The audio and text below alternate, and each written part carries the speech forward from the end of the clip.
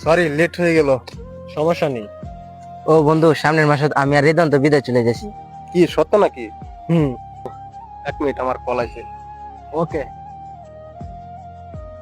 তোর ও তো প্রায় আমাদের টাকাই চলে। ঠিকই বলছস, মাসে 2-3 দু আমাদের পিছনে খরচ করে, এমনকি এক কাপ চাও খায় না আমাদের। ঠিক বলছো তুই। কি বন্ধু, তোরা আমাকে এভাবে অপমান করতে পারলি? আমি সবই শুনেছি পিছনে থেকে।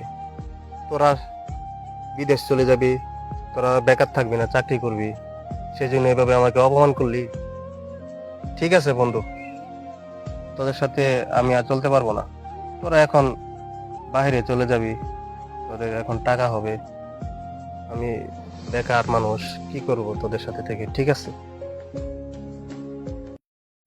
কি বুঝলেন দর্শক?